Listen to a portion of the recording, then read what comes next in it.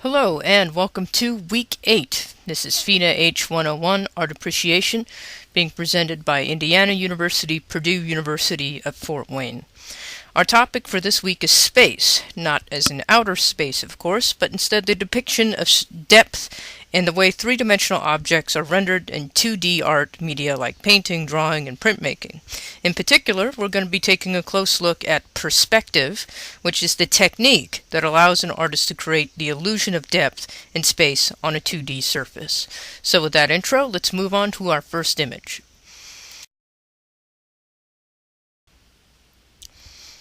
So this week we'll be looking at a variety of ancient artworks in order to judge the way perspective and the representation of space developed over the course of art's history.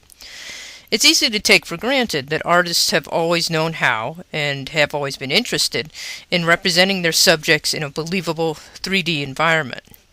As I said at the start, perspective is a technique that makes it possible for an artist to create the illusion of depth, 3D depth on a 2D surface. And like all artistic techniques, it's one that had to be developed over time. The first piece we're discussing this week is this votive tablet of Ur-Nashi, which was created in ancient Mesopotamia, about the area of present-day Iraq.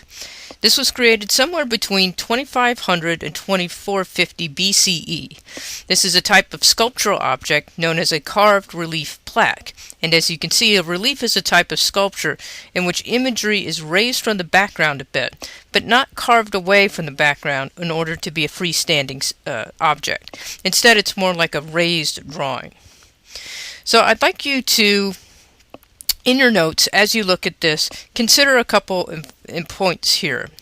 Most likely, your eye was drawn to one of the large figures as being the most important figures. And if you thought that, you're right. What we're looking at here is another example of the relativity of realism in art. The large figure is almost twice as tall as the others in the pictorial space, not because he was actually a giant, but because the artist used scale to illustrate the importance within his society. Scholars actually believe that the large figure is the same individual depicted in two different scenes. On the top row, he acts as a ritual leader, while down on the bottom, he's the recipient of a banquet. You can see he's drinking a little glass of wine. You probably notice that there are height differences between the smaller figures as well. As you can see, this beardy guy on the top is almost twice as tall again as his little fellow behind the leader.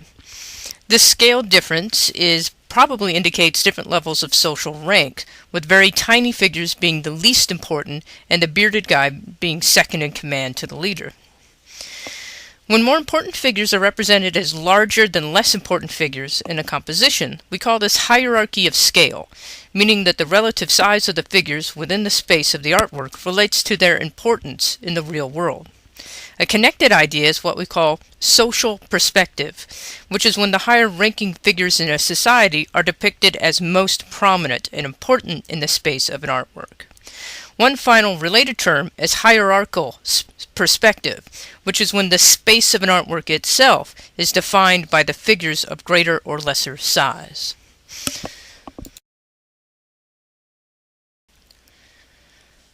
In this wall painting from the tomb of Ramos in Thebes, Egypt, we see a great crowd of women in mourning, raising their hands to the heavens in an expression of sorrow.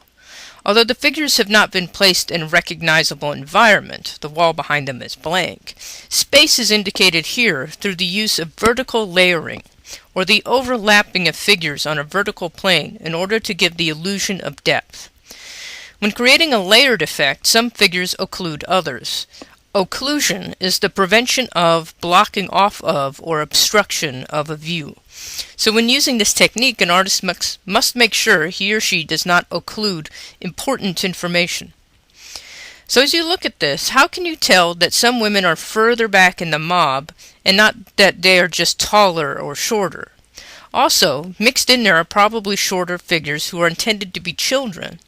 How can you tell that age as well as space is being shown? Finally, in the layering of the figures, what important information has the artist been careful not to occlude? What important information does the artist make sure you can see? Jot down a few ideas in your notes here.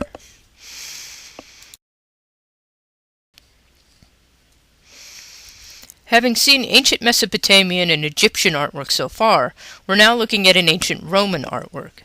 This is a portion of a large monument called the Column of Trajan. You can see the entire thing on the left, which is a cylindrical stone column located in the city of Rome that's about 100 feet tall and covered with scenes commemorating the Roman Emperor Trajan's victory in the Dacian Wars. Like the first artwork we looked at, this image is covered in relief, and again you can see that the imagery is raised up from the background but not carved away from it completely. In this case, the imagery wraps around the column on a diagonal. You can see the register, the ground line that the figures are standing on, wrapping around like a spiral up the column. All of these scenes would have originally been painted in bright colors, although the paint no longer remains. When we consider an artwork like this, that contains many discrete scenes or episodes, we might refer to it as a composite view, meaning that the overall narrative is constructed through the arrangement of multiple scenes and viewpoints. This is just one of many scenes on the column. It's like a comic strip or a clip from a film. So in your notes, I'd like you to consider from your vantage point, how do you view this scene? Can you see points here that are realistic? How does it help demonstrate space or three-dimensionality in the overall scene? Is there an advantage to depicting a scene in a composite view? Can the artist include information in this way that he or she couldn't otherwise? And if you're so inclined, take a moment to do a Google image search on this. You'll see many of the different scenes and stories being played out. And consider how the artists are using this material and using this media to explore space and give you, the viewer, a sense of space and movement.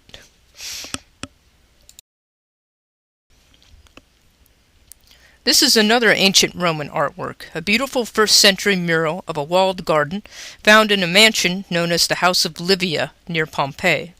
Although the scene is painted on a flat wall, I think you'll agree that the scene still has a great sense of space and depth. The artist tries to show us that some things are closer and farther away using a technique known as atmospheric perspective. Atmospheric perspective is a method of producing a sense of depth in a painting by using shade and tone to imitate the effect of the atmosphere, making objects look paler, bluer, and hazier, or less distinct in the middle and far distance, in this way creating the illusion that the objects are further away on the picture plane. So I'd like you to take a moment to look at this and try to figure out some examples of where you see atmospheric perspective in action. Also consider, how naturalistic do you think this technique is? From your point of view, how much does this actually look like nature looks when it recedes into space? So take a few moments to consider this piece and the use of atmospheric perspective in the construction of the scene.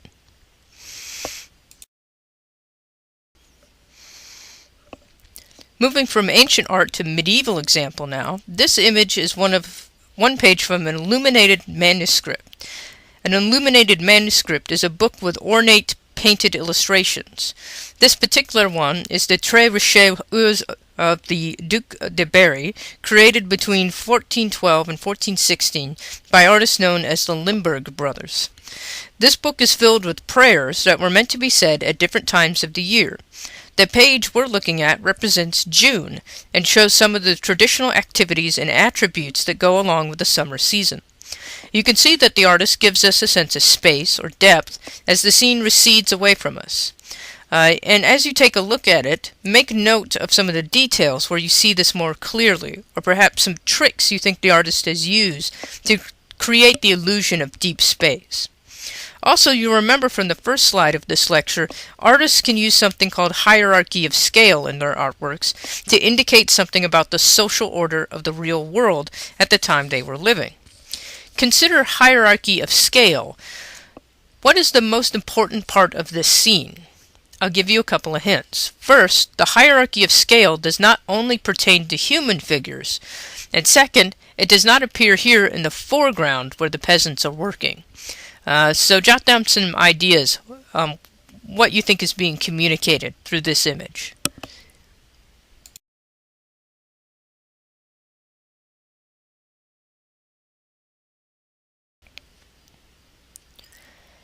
At the start of the lecture, I mentioned that perspective is a technique that had to be developed over time.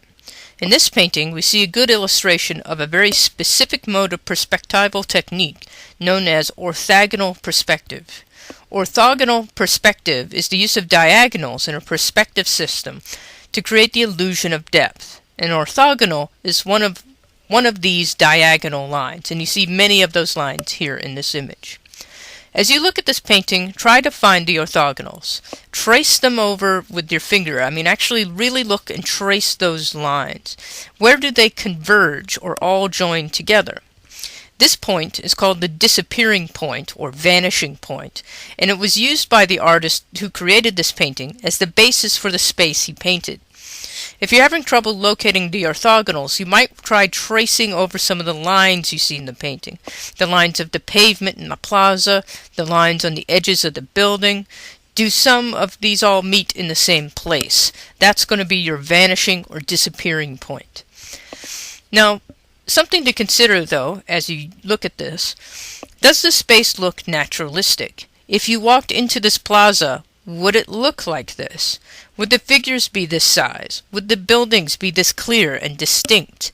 So think a little bit about how this rigid use of orthogonal perspective may or may not add to the realism of the scene.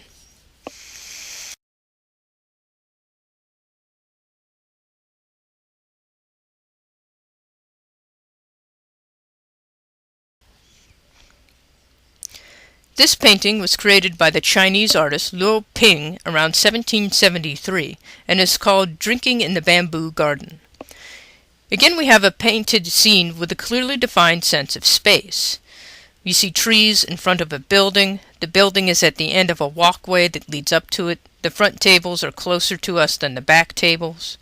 At the same time, the space represented is somewhat different from the images we looked at previously. So take a moment to consider, how does the artist show us space? How is it different from the previous Italian examples? Does this make sense to your eye? Are there some aspects that are more or less realistic? And what do you think the artist is trying to emphasize? So there's clearly some differences here between this painting and the previous ones we've looked at.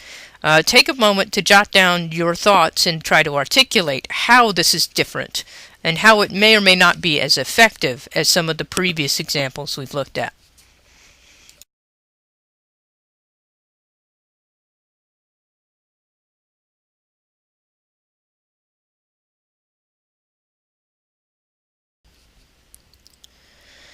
This is an Italian Renaissance painting by the artist Andrea Mantegna. It's called Dead Christ and was created around 1480.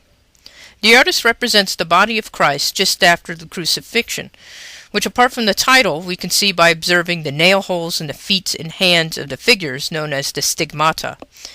This painting is interesting because it illustrates yet another artistic approach to creating an illusion of 3D space, this one known as foreshortening, which means to adjust the proportions of a figure or object using perspective in order to represent the object projecting or receding into space. Here it seems Christ's feet are closer to us than his belly or than his head is. As you look at this, ask yourself, do you think the artist intentionally positioned us at the bottom of the bed, looking right into the holes of Christ's feet? What is the significance of this perspective? Now, more generally, is this scene realistic looking? Is this what you would actually see if you were standing at the bottom of the bed? Are there orthogonals? And how do we know Christ is on his back or not standing up vertically? Also, the figures beside him, would you consider them to be in proportion? What would the body really look like from their perspective? So in your notes, try to include these things and take a moment to really describe what you're seeing here.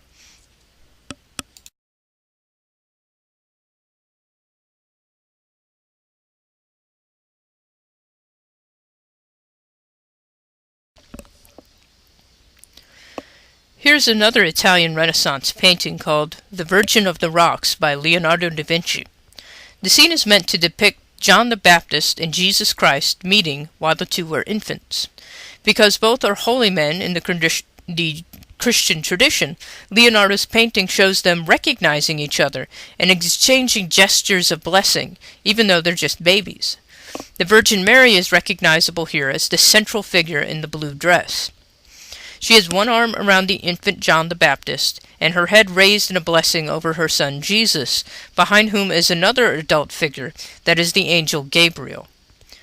This imaginative meeting is situated in a kind of mystical wilderness. In the background you can see a great example of atmospheric perspective if you look at the rocks in the mist just visible through the opening in the cliffs. Leonardo has used a few other techniques of perspective to lend spatial realism to the scene. Importantly, this painting is an early example of what we call chiaroscuro, manipulation of extreme light and dark in order to create depth and modeling. This is a technique that was carried on in the Baroque work of Caravaggio that we've looked at in past lectures. Modeling is an important term to know in relation to this painting. When we talk about modeling, we mean the fading of the light from light to shadow that artists use to create the illusion of objects' three-dimensionality into space. You can see this particularly well if you look at the rounded arms of John the Baptist, which are light on the top and very dark on the bottom, giving the illusion of a chubby, rounded baby's arm. To achieve this effect, Leonardo has also made careful use of the light falling on the faces and bodies. Look closely and try to determine where the light source is here. That is, the point from where all the light illuminates in a scene. Is the light coming from a particular point? And how can you tell? And overall, what do you think Leonardo is highlighting and why?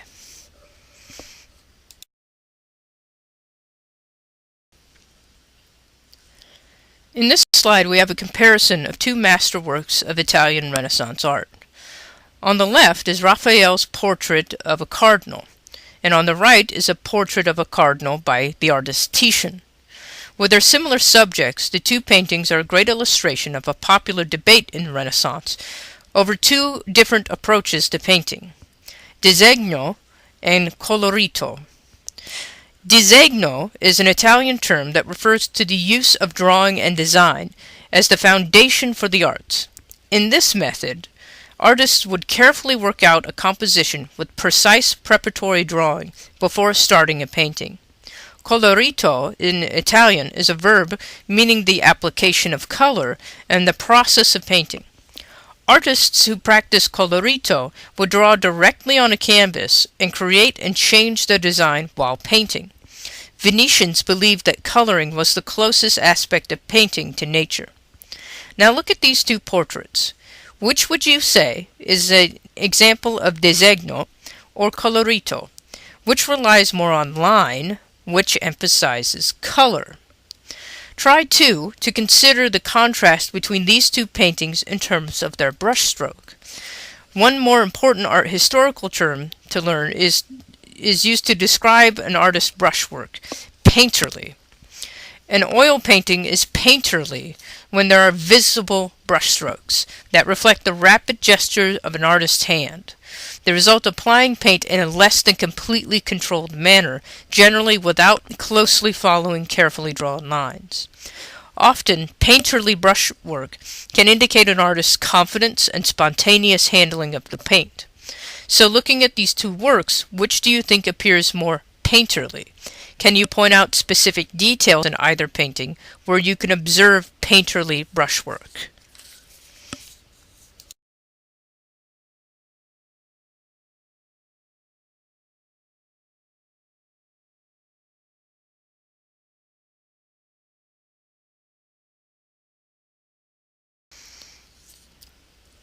Here's another set of portraits of women, this time by the same artists, Raphael and Titian.